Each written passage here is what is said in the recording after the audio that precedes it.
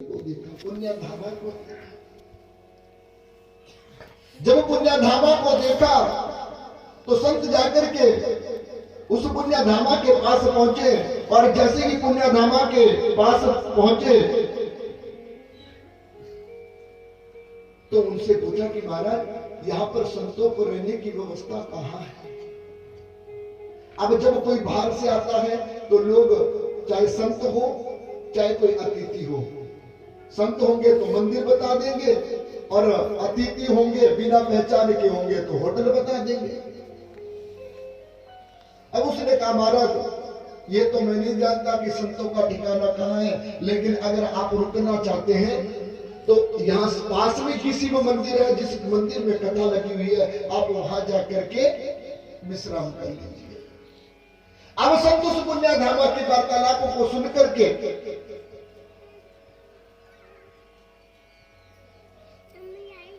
उस मंदिर में चले गए। जैसे ही उस मंदिर में चले गए तो मंदिर में जाकर के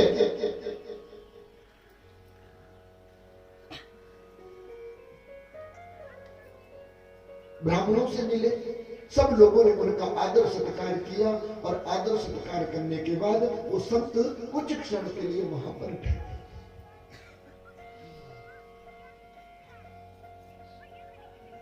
जब वो वहां पर ठहरे तो सुखदेव कहते राजा परीक्षित एक दिन उस गांव के पास में ही गंगा बहती थी।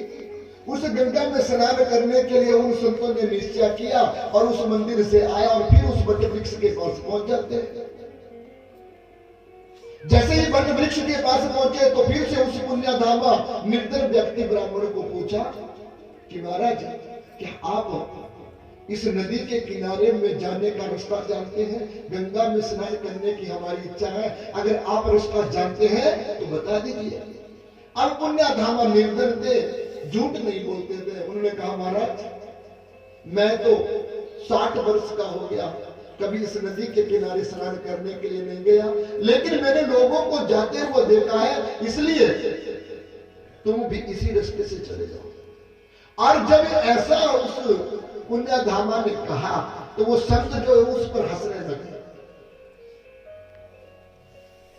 कि देखो इस मानव को जिसकी 60 वर्ष की उम्र हो गई और पास में ही गंगा बहती है, एक दिन भी स्नान नहीं किया और मुख पर ही कह दिया कि तुम्हें तो मर जाना चाहिए।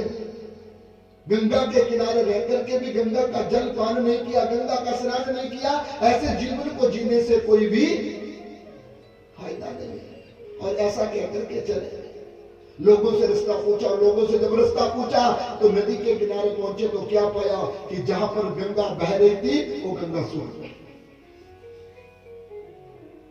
अब उस गंगा को ढूंढते ढूंढते वो लोग गंगा के किनारे से चलने लगे और चलते चलते कहां पहुंच गए? गौमुख के पास पहुंच गए। लेकिन जब गौमुख के पास भी पहुंच गए तो गंगा सूखी की सूखी।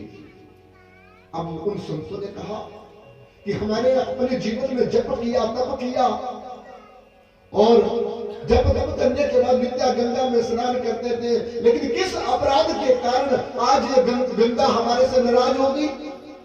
जिस जगह पर हम पहुंचते हैं उस जगह पे गंगा का पानी सूख जाता है। मन में विचार करने लगे और स्तुति करने लगे, हे गंगे, हे मां, अगर हमारा कोई अपराध है तो उस अपराध की हमें क्षमा करें, हम आपके जल से अपनी देह को पवित्र करना चाहते हैं। इतने में गोमुख से आवाज आई, बोले ये पाखंडियों, तुम अपने मन को अपने चित्त को तो साफ नहीं कर सके, लेकिन दूसरे के जीवन के चरित्र का उच्चारण करते हैं, उसका परिहास करते हैं। ऐसे दुष्ट मेरे जल को स्पर्श नहीं कर सकते। अब संतों ने कहा हमने तो किसी का प्रयास नहीं किया। गंगा ने कहा क्यों नहीं किया? तुमने मेरे भक्त पुण्यधामा का प्रयास किया, वो भले ही मेरे जल से स्नान नहीं किया है, लेकिन मेरा ही बालक है, उसके अंदर तुम्हारे जैसा अहंकार नहीं है, निष्ठावान है और निष्ठावान होने के कारण वो मेरा भक्त है। जिसके अंदर मन की शुद्धता होती है उसे शरीर की शुद्धता करने की जरूरत नहीं है। संत ने कहा माता इसका प्रायश्चित क्या होगा? बोले तुम दोनों संत जाओ और उस पुण्यधामा के चरणों की सेवा को करो और पुण्यधामा जब तुम्हें माफ कर दे तो साथ में लेकर के तुम उसको मेरे नदी के किनारे लाओ, और जब पुण्य धामा गंगा का आह्वान करेगा तो मैं प्रगट होकर के तुम्हें दर्शन दूंगी। अब दोनों संत गोमुख से वापिस आए, पुण्य धामा के पास पहुंचे तो पुण्य धामा के जब शरीर को देखने लगे, कैसे माफी मांगे? 60 वर्ष का मैल चढ़ा है, मुंह हाथ देखने लायक नहीं है, नाखूनों की लंबाई कोई नाप नहीं सकता, बालों का दर्शन कोई नहीं कर सकता, लोगों का जूठा खा करके अपने जीवन को जीता है। उसके ऊपर देख कर करके वो संत सोचने लगे कि ये भगवती गंगा का भक्त कैसे हुआ।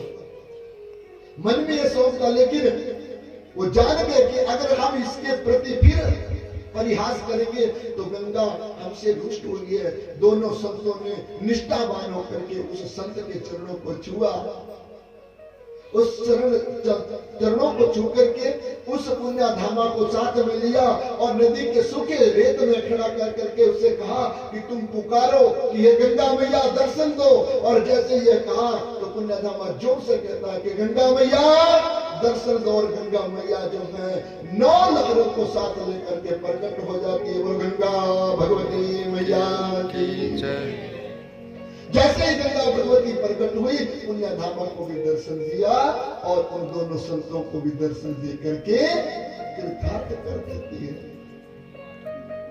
कहा गया है कि जीवन में